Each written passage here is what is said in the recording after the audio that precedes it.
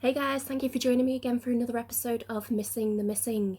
In this episode number 9, we're going to be talking about Trevor Deely. A couple of things first of all, please bear with me, I'm going to try something a little bit different for today's video, so if it looks or sounds a bit different, that will be why. Also, I'm sorry it's been so long since the last time I uploaded. I've just been a little bit swamped lately with full-time work and studying for some exams. And also, I'm sorry for the sound quality of the last video. I recorded in a hotel and didn't realise that the pipes or the aircon or whatever it was so loud, so hopefully we'll get rid of that in time for this video. So thank you once again for joining me, and let's get on to Trevor's story.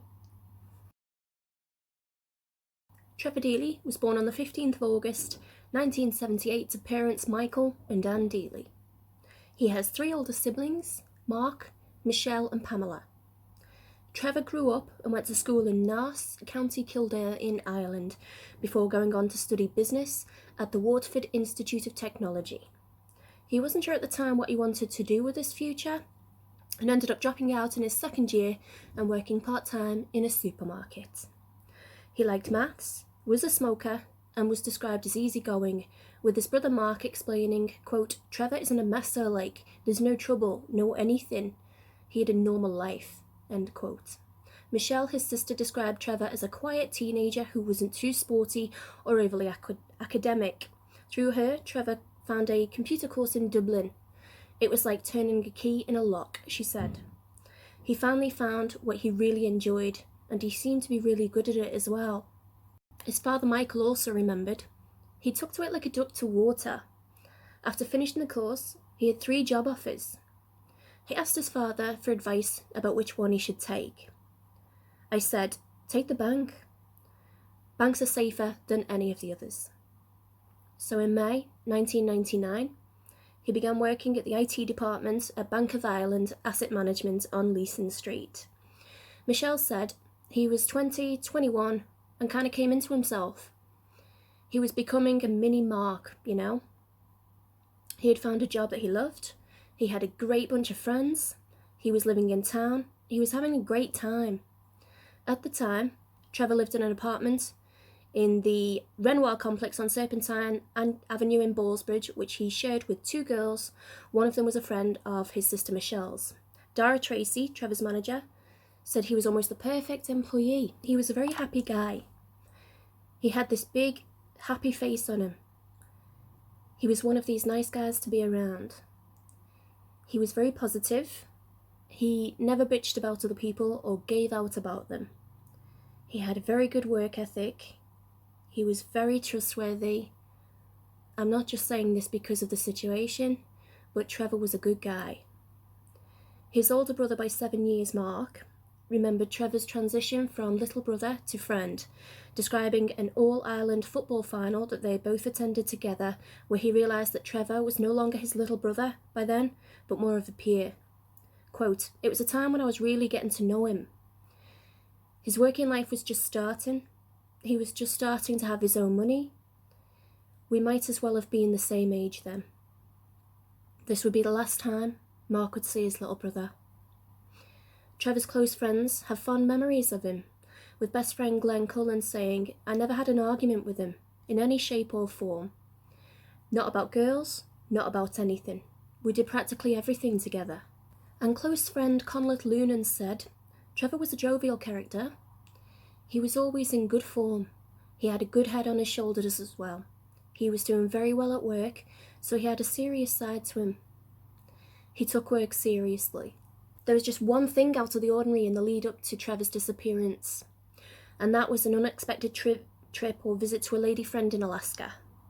Trevor had met a couple of girls from Alaska who were holidaying in Ireland the summer prior. The girls were at university in Anchorage. Apparently, Trevor made contact with one of the girls, either via phone or by email, about his plans to visit Alaska uninvited, but allegedly the girl wasn't thrilled with the prospect, claiming to be busy with exams. Trevor advised her that this was the only time he'd be able to go and visit, citing a busy upcoming schedule in the office, and persisted anyway. Later, investigators would describe this trip as, quote, "rather difficult," whatever that means. Glenn remembers the conversation that they'd had about this trip previously, where Glenn had said to Trevor, I bet you won't go and visit her. And he'd said, well, you never know. And Glenn said, I bet you won't. And he said, I bet you I will. At the time, Glenn worked as a long-haul flight attendant for Aer Lingus, mostly on the US routes. And because of this, he was able to get free and discounted flights for family and friends. He used his pass to get Trevor a return flight at a heavily discounted price. The last time Glenn saw Trevor was at Dublin Airport in late November 2000, going through US customs on his way to Alaska. He travelled from Dublin to LAX Los Angeles, and as far as I'm aware, he got a connecting flight straight on up to Anchorage, he said. He went by himself to see this girl up in Anchorage that he'd met in Dublin that summer. I never met her. She wasn't here for long. I'm nearly positive he wouldn't have gone to Alaska if I hadn't gotten the free flight. Mark, Trevor's brother, said of the trip, quote, wasn't there an ex-girlfriend over there or something? Maybe he had the hots for her still or something. So that poses a question as to whether or not Trevor was closer to this lady than we originally thought. The last time Trevor's parents saw him was at their home a couple of days before he disappeared. It was the day he arrived back from Alaska, Tuesday the 5th of December. His dad remembers he had only got into Dublin Airport that morning and came down on a bus to Naas, and he was yawning all the time with tiredness. I remember him sitting on the couch at home and his mum was cooking a big steak for him. He was apparently jet-lagged and was telling his parents about the icebergs he had seen in Anchorage, which Michael remembers had fascinated him. Sure, I'll hear more about it when you're down next time, his dad said to him. Trevor responded that he wasn't going to come down that following weekend, which happened to be the weekend he ended up disappearing.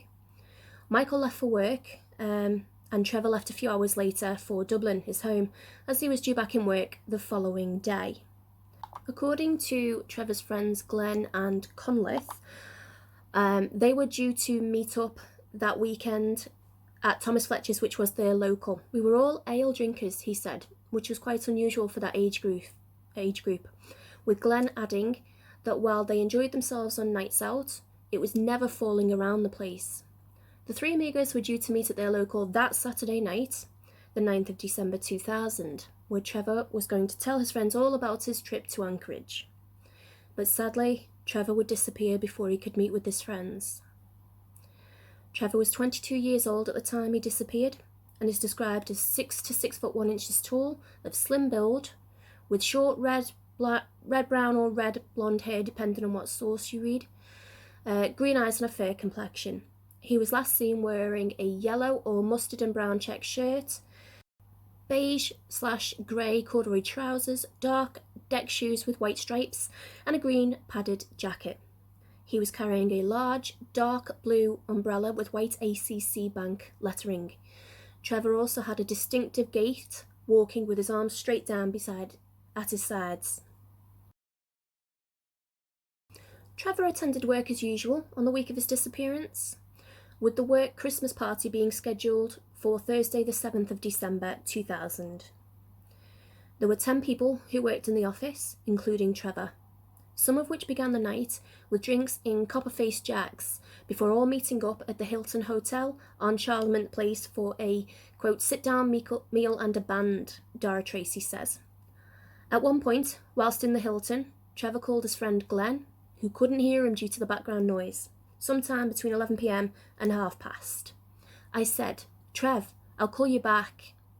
Afterwards, the remainder of the group moved on to Buck Whaley's nightclub on Lower Leeson Street near to the work office. Trevor left the club at about 3:25 a.m. and started walking in the direction of his apartment in the Renoir complex on Serpentine Avenue. The weather was poor that night. There was a heavy storm with winds as high as 60 or 70 miles an hour, and a taxi strike was also on.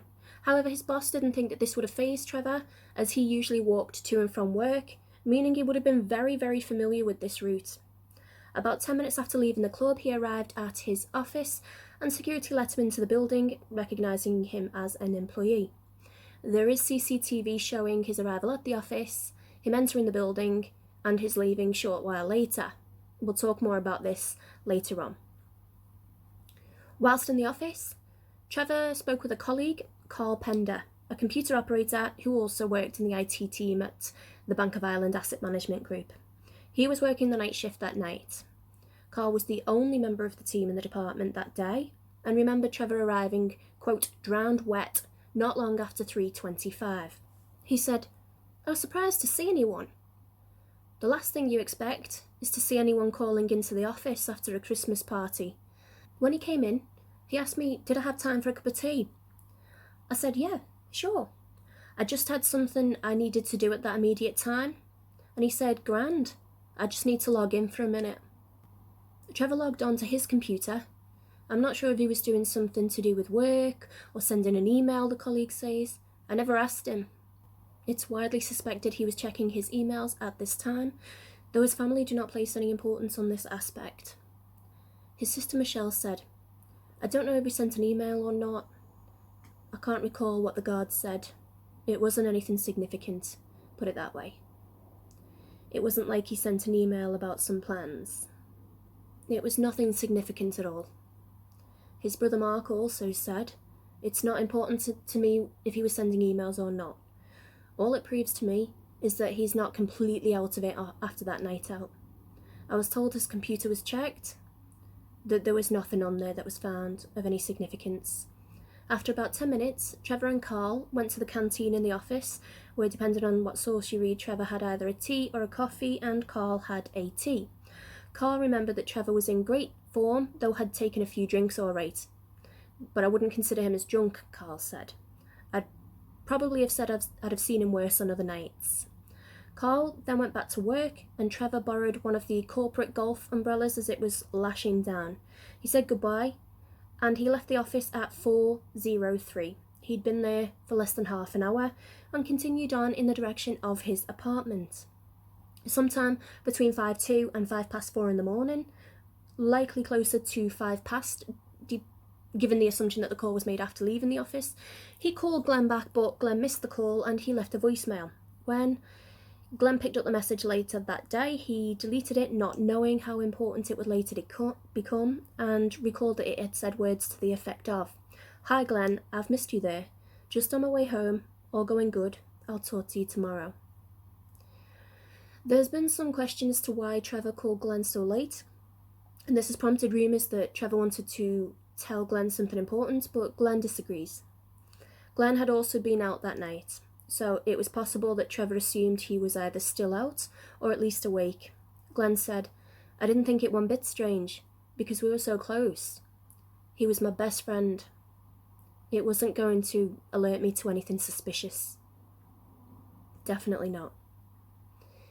This was the last contact Trevor was known to have had with anybody. After the call, CCTV captured footage of Trevor continuing to walk along the Grand Canal in the rain holding this same golf umbrella. The last sighting was captured on CCTV at a Bank of Ireland ATM on Haddington Road at 4:14am. However, one source does claim that this was at 4:44am, but everything else says 4:14, so I suspect this was a typo or a genuine mistake. The following morning, or that morning, Friday the 8th of December 2000, Trevor didn't turn up for work. His boss Dara said a number of people wouldn't have shown up the next day, but it was most unusual for Trevor. For all the nights he would have been out with the guys, socialising, he was never, ever late for work. It was let slide on the basis that, look, it was a late night. On Monday the 11th of December, Trevor still hadn't showed up for work, and Dara realised that nobody had spoken to him over the weekend. This was incredibly out of character. His mobile was called, but not answered. Dara said alarm bells started to go off, because as we've said, this was way out of character for Trevor. He worriedly contacted the bank's HR department for advice, before contacting Trevor's mum, Anne. After being alerted to Trevor's absence, Anne called Trevor's father, Michael, asking him to check Trevor's apartment. However, nobody answered the door when he did so, and he didn't have a spare key to the apartment. It is worth noting that his flatmates were away that weekend, so they didn't know he was missing and weren't present to grant access to Michael. He said, my head began to buzz eventually when it began to dawn on me. Could he be missing? I was getting more and more concerned, thinking, is this going to be our situation? Is Trevor a missing person now? Trevor's brother Mark recalls receiving a phone call from their mother about Trevor's absence and said, quote, "You get a sixth sense when something is wrong." Michelle, Trevor's sister, was in London the same day when her mother called to tell her the news. Quote, "There was an instant realisation that this was bad. I couldn't think straight. I knew it was bad. I knew it was awful. It's like a flash of light. It just blanks everything else out." End quote. Both she and Mark came home as soon as possible, both arriving within a day. Trevor's siblings, friends, and work colleagues went out looking for him, but when by evening there was no sign or contact with him, the decision was made to report him missing. Glenn and various friends went with Michael to North Garda station to report Trevor's disappearance. Mark started at Copperface Jack's asking about Trevor, then walked the route towards Trevor's apartment in Ballsbridge. He looked in alleyways, skips, and even large bins. Quote, "I suppose when I look back, what I was doing was looking for him. I expected to find something bad." End quote. At this time, Dublin was filled with an air of excitement and anticipation due to the US President Bill Clinton's scheduled visit the following day. Mark talked to the security guard in front of the US Embassy. The guard told him that due to the imminent presidential visit, all skips and bins had been emptied over the weekend and all manhole covers checked and sealed, and that sadly, Mark was probably wasting his time looking for anything that might have been dropped or lost. By this time, days had gone by without any sign of Trevor, frustrating the investigation. We were 4 days late, unfortunately, so you're working with a different set of cards completely, said Detective Sergeant Michael Fitzgerald. None of Trevor's friends had seen or heard from him since Thursday the 7th of December 2000. Detective Sergeant Fitzgerald said, quote, "The last activity on his phone was at 4:06 a.m. on Friday the 8th. Presumably that was the call to Glenn. Unfortunately, the Garda didn't take Glenn's Nokia phone to retrieve that last voicemail." Over the following days, family and friends put up hundreds of laminated posters, distributed thousands of leaflets, conducted house-to-house inquiries, went into businesses including pubs, clubs and restaurants.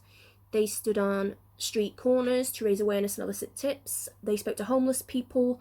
They mapped out and searched all of the possible routes that Trevor could have taken from his office to his home and proactively sought out any CCTV footage.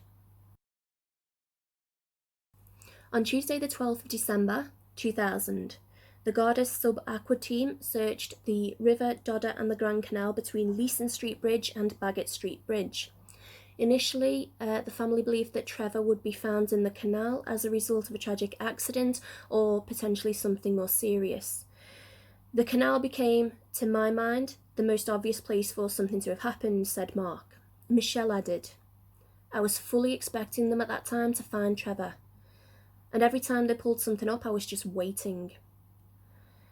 Tosh Lavery was a former Garda officer who worked in the sub-aqua unit for 3 decades and was one of the divers in the Grand Canal that day. Quote, "The canal is an easy place to search. It's like a swimming pool," he said. "We kept searching out farther and farther. We searched the Dodder, and the fellows there weren't even in wetsuits. They were able to walk through the water." He went on to speculate. "The brolly was never found, and for me, that says he never went into the water." Detective Sergeant Fitzgerald explained there were 3 waterways that came into play: the Grand Canal, the Dodder, and the Grand Canal Basin. "I remember us watching the scene, going up to the pigeon house and watching the tides coming in and out.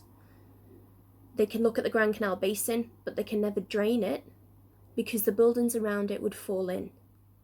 They did have a look at it anyway, as far as you can look at it, but you'd like to be able to drain it. God only knows what's down there. I'm absolutely certain today that Trevor, or anything belonging to Trevor, is not in the Grand Canal," said Mark. "What I cannot be certain of is that he's not in the Grand Canal Basin, or something belonging to him is not in the Grand Canal Basin. Nothing was found in the water. Umbrella, coat, phone, wallet, Nothing was ever found, said Michelle. Conleth, Trevor's friend, he worked at the time for a communications company that supplied CCTV equipment.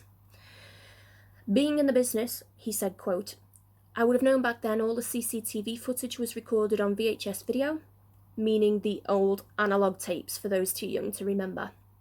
Conleth also knew that companies either A, stored their tapes for a short period of time, or B, wiped them over and re-recorded on them straight away after a 24-hour period, unlike today, where security footage is recorded and stored digitally. The Bank of Ireland at Baggot Street Bridge was the only premises that had footage of Trevor that night, and the 28-day cycle was almost up, meaning it was due to be recorded over. Michelle remembered. The CCTV footage found he had crossed that body of water anyway, referring to the Grand Canal, corroborating what the diving unit had said. No umbrella had been found, nothing. The Garda were quick to praise the Deely family's efforts in the search for Trevor. Detective Sergeant Michael Fitzgerald said, quote, I've never worked on a case where the family were so proactive, end quote. And Superintendent Michael Cryan, one of the family's liaison officers, said, quote, the Deelys set the standard for what families do when someone is missing. The town is posted now before we get out the door, end quote. Michelle said she rang Trevor's phone probably 4 times without knowing he was missing on that weekend, and she believes it rang, though couldn't be 100% sure that it actually did ring. Sometime after this, the phone went dead. Dr. Philip Perry, a senior research fellow in the Radio and Communications Laboratory at Dublin City University, said that a mobile phone in the year 2000 would have gone dead within seconds of falling into the water. He explained the radio signals would not penetrate more than a few inches of water, so it couldn't ring. If a phone has been in the water since 2000, there may still be a slim chance of getting the SIM out of it and getting phone numbers off it, but that's really all you could get from it for now. 2 Garda officers also travelled to Alaska to speak to the girl that Trevor had gone to visit before his disappearance, and Trevor's sisters also travelled there separately for the same reason, but no leads turned up. Detective Sergeant Fitzgerald ascertained that Trevor had, quote, just appeared out of nowhere, and it was rather difficult. He was not invited out. The lack of taxi drivers due to the strike at the time is believed to have impacted the investigation. There were no taxis that night, and taximen are often your information because they are out there, said Detective Sergeant Michael Fitzgerald. Superintendent Michael Cryan, again one of the family liaison officers, also added, quote, they tend to be sober too, so they know what they're seeing, end quote. By far the biggest sticking point in this investigation and the subsequent investigation and discussion around it is the CCTV footage that captured Trevor that night, so let's discuss this in more detail. The CCTV footage has been digitally enhanced. Footage captures what appears to be a male dressed in black or dark clothing waiting outside the rear entrance of the Bank of Ireland Asset Management offices on Wilton Terrace, Dublin, between 2:59am and 3:34am, the half hour prior to Trevor arriving at the office. He is seen to take cover behind a pillar, where he waits for approximately 35 minutes. There is some confusion between sources as to whether this entire interaction was captured on one camera or across 2 different cameras. Either way, it is recorded on one or another camera. That at 3:34, just seconds before Trevor approaches the office, this unknown individual steps out onto the footpath and follows Trevor to the back gate of the bank and is speaking with him at 3:35am as Trevor opens the bank gate. He enters and closes the gate behind him. Garda believe that this individual is the same individual throughout the whole section of footage. 2 minutes after Trevor enters the bank, 2 more men in dark clothing enter the gate, which initially caused much speculation. However, they have since both been cleared as colleagues.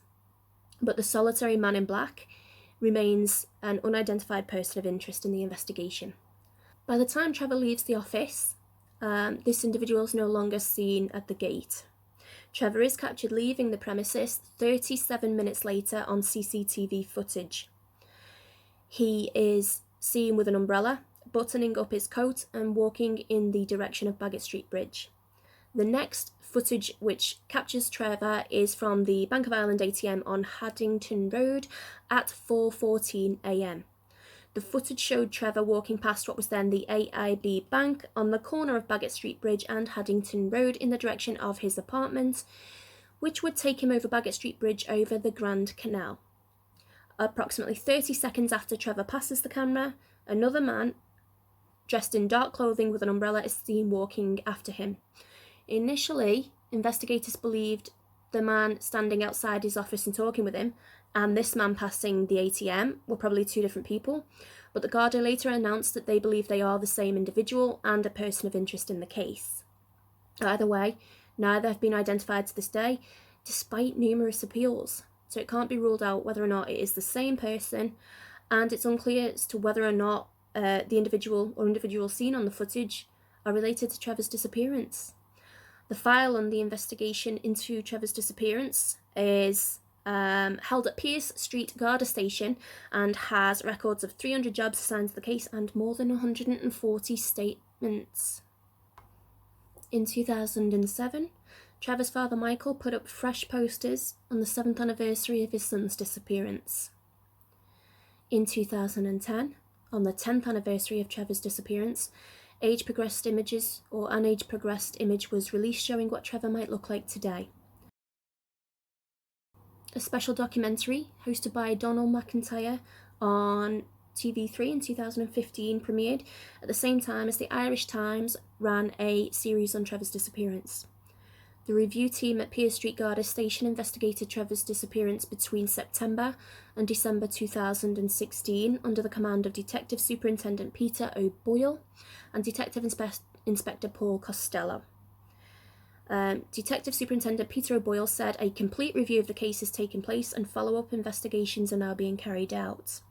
We are placing particular emphasis on the new CCTV that captures a male who can only be described as acting suspiciously in the short period before Trevor enters the bank at 03:35 a.m. on the 8th of December 2000.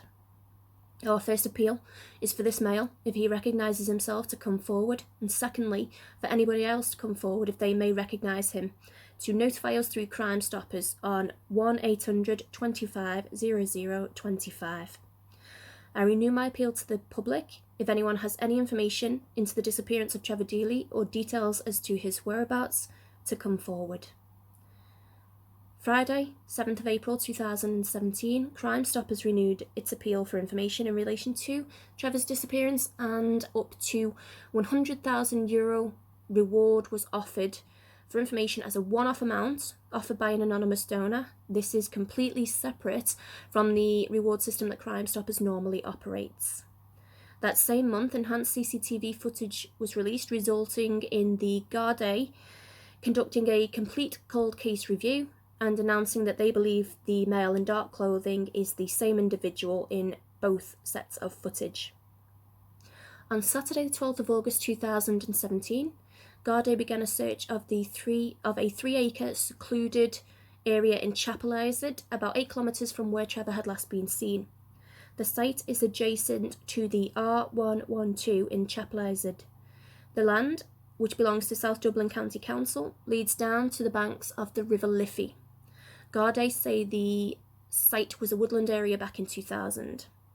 Mr. Costello said he believed this was the most significant search operation to be undertaken so far as part of the investigation into Trevor's disappearance. A tip claimed that Trevor had been murdered on the night that he disappeared by a Crumlin-based criminal in a chance encounter. The gang this criminal was associated with was involved in drugs and prostitution in the area where Trevor disappeared. Sub-Aqua units attached to Dublin Garda also began searching a section of the River Liffey, close to where authorities believed the body of Trevor had been buried. A handgun and a consignment of Class A drugs worth over €80,000 were found during the search, leading investigators to conclude that the area had been used as a stash area for criminals. The search was called off the following month after nothing that had been found to further the investigation. Michelle Deely, Trevor's sister, says, "Everybody has a theory. I get told theories today still from people who will talk to me and say, 'Oh, do you not think this happened?' So what did happen to Trevor on that cold and wet winter night back in December 2000? There are a number of theories, and they fall into 4 main categories. The first theory, as always, is that Trevor may have left of his own accord. It doesn't look likely in this situation. It is a strange occasion to choose in the middle of the week after a Christmas party before Christmas. The timing seemed off with family and with colleagues. His absence would be fairly quickly noticed the next day, given that his absence from work is very out of character. However, it is interesting that at that particular time, his roommates were away, and so his disappearance may have gone unnoticed for a little bit longer. And it's interesting to note that his family didn't have a key to his apartment, but that might not be too unusual. He did share with 2 young ladies, so it's probably a bit unusual to give your dad a key. The phone, though, is an interesting point. Allegedly, this still rang for days after he disappeared, and as we heard from the comms tech, this would have been virtually impossible for a mobile telephone back in the year 2000, unless it was outside of the water. So that's an interesting point.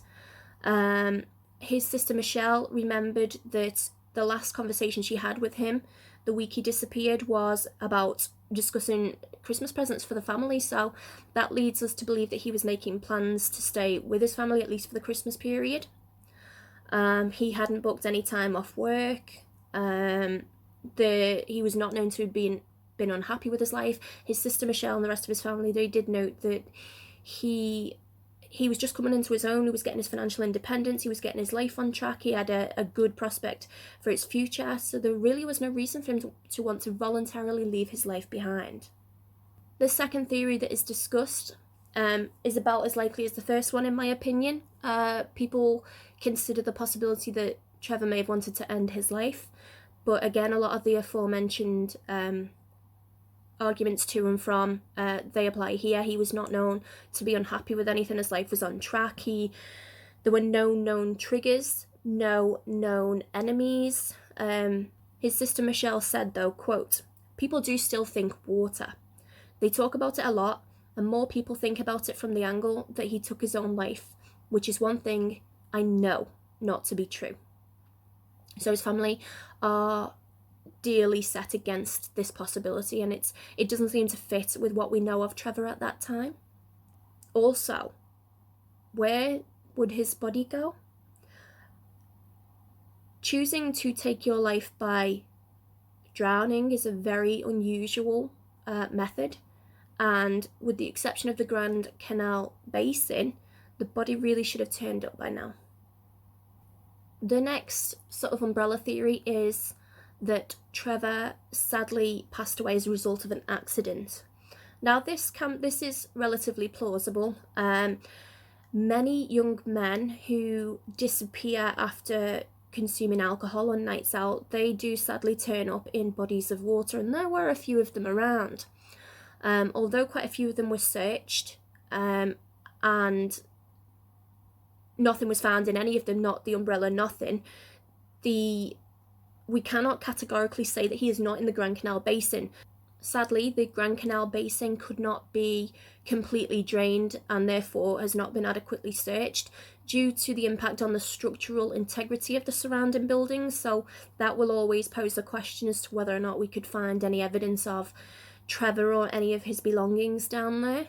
So that does leave the door open to this possibility. The Grand Canal, not the Grand Canal Basin, that is blocked off every half mile or so by locks, and the locks are all supposedly automatic now. If this were the case back in the year 2000, and if a lot of water was allowed through at any one time, this could potentially have washed Trevor's body out into the basin or out to sea as it eventually joins the River Liffey.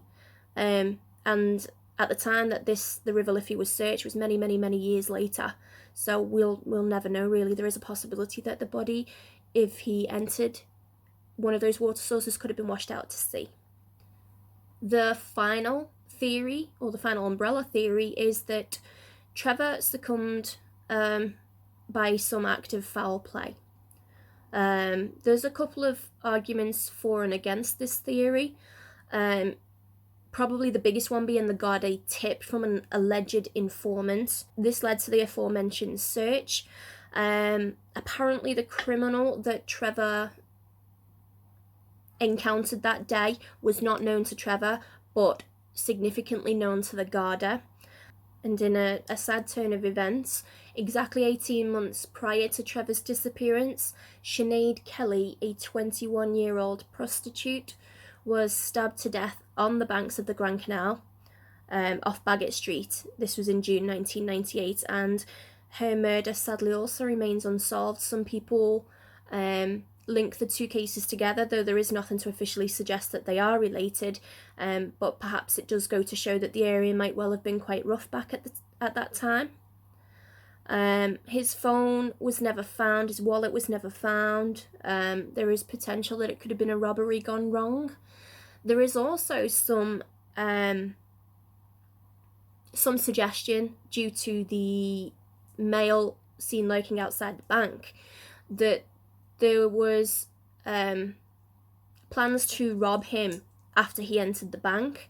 Even though this was the IT asset management, I'm not familiar with whether or not they kept any money on site. However, the individual seen speaking to Trevor and lurking outside the bank made no attempt to follow Trevor into the bank when he opened the gate, and he wasn't there again to seize any opportunity when he exited. So I'm not sure that that is a plausible theory, but it is something that certain people knock about. Sadly, whether this was an accident or a foul play scenario, given the fact that all of the large bins, tips, etc., even manholes, were emptied and sealed in the run-up to the US presidential visit to Dublin, a lot of evidence would have been lost. So if anything was disposed of in a bin or down a manhole, there's no evidence. There was no evidence after that weekend, so there was no chance once the investigation began on Monday or Tuesday of that week to find anything related to Trevor there. So that's really sad. The CCTV footage is really interesting. If the person in black is suspected to be involved, it would appear that this person is on foot, and if something has gone wrong, it's very difficult to transport a body or another person somewhere on foot, especially without being seen by any other cameras.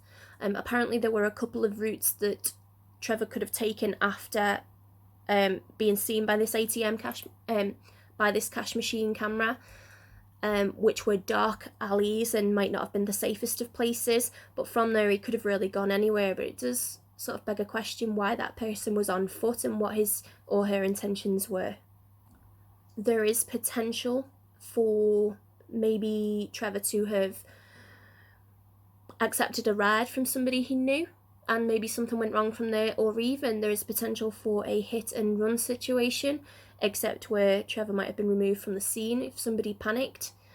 He was wearing dark clothing and it was in the middle of the night, and especially if some of those streets were quite dark, not well lit by streetlights, it is a potential theory. I'll leave you now with Trevor's description again from the time he went missing, some words from the Deely family, and final appeals and comments from the investigators working the case.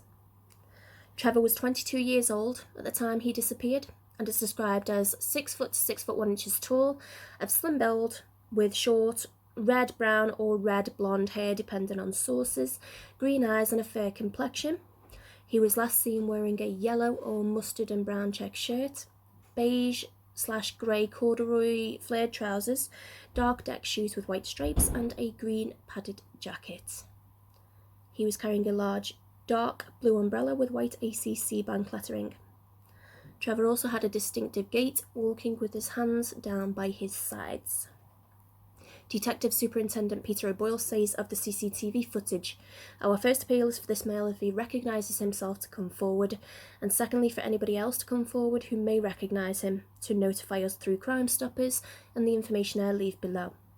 I renew my appeal to the public if anyone has any information into the disappearance of Trevor Deely or details as to his disappearance, to come forward. Detective Inspector Costello reiterates the same appeal, saying, Gardaí have not yet identified the man dressed in black who was spotted on CCTV footage on the night of the disappearance, but have appealed for the man or anybody else with information about Trevor's disappearance to come forward. We would like to hear from that man in black. Please, if he could contact us at Pierce Street Garda Station. We believe there are people still out there who have information that we need, and we'd appreciate contact. I'd like to take this opportunity to appeal to anybody who has not come forward to us to contact us. Costello still maintains that Gardaí are still actively investigating this case, and they are not going to stop. We're looking at other avenues. There's 1 or 2 lines of inquiry that have us very, very busy, and we'll see what develops from there, but we're not stopping. There was lots of other people in that area, prostitutes, their minders, other people who were connected to that area, and also the late night shops and garage people in there buying fuel and so on. All of those people have to be tracked down through appeals, through every kind of method. All those people have to be spoken to, and we're still tracking them down. When asked whether he was confident that Gardaí could still find out what happened to Trevor, Costello replied, yes. The unfortunate thing for the family is that we just don't know what happened, said Superintendent Michael Cryan, family liaison officer. If you can find a body, people can grieve. They have acceptance. They have a place to go. And the longer it goes on, the harder it gets. Michelle Deely, Trevor's sister, says, quote, I want closure. I want to know where he is, and I want to know what happened after that last clip on the CCTV footage. And I want to stop all the nightmarish thoughts that you can have, and I want to stop the not knowing. She continued, I get asked a lot, what do you think happened, and do you accept it? I don't know what happened, and I'll never accept it. Nothing has been found. There's been zero information or findings. I don't believe people vanish. That makes no sense. That's the most agonizing thing. It actually starts to hurt your brain when you think about it. Michael Deely, Trevor's father, said, hopefully, of the age progression photograph, that Trevor had worked in information technology, and we've often been told he loved that work, and if he is around someplace and working, he's likely to be working in an IT situation. Michael Deely asks only one thing of the well-meaning people who continue to ask about Trevor and how the family is coping. A kind word. It's not that they can solve anything for you, but that they have that kind word for you. All that's necessary is empathetic support. Trevor's father, Michael, still says, we still have hope. There was never any crime scene. There was never any information from any source. Mark Deely, Trevor's brother, says, in the year afterwards, I had the best of intention people coming into me at work saying, sure, poor Trevor, he's in a happy place now. They just assume missing equals dead. That's human nature. But where's the proof? I am not willing to believe that aliens came down and snapped him away. So something happened, and if something happened, somebody knows. He continued, we still absolutely, totally believe that somebody knows something. Mark maintains there's nothing we haven't heard. Nothing. We've heard aliens might have taken him. I think the easiest attitude is to say he's gone. Time has gone, but he deserves more than that now. I want to move him away from Haddington Road. It's too long to be stuck in the one place. He continued, I know time has moved on an awful lot, but Ireland is still a small country and people talk. People may overhear a conversation somewhere, and maybe somebody knows something and that person is somewhere. Maybe eventually something will give. People are probably sick of us and sick of hearing about it, but we need their help as much as we did back in January 2001. Anyone with information about Trevor Deely or any other missing person can email the Garda Missing Persons Bureau at missing_persons@garda.ie or any Garda station.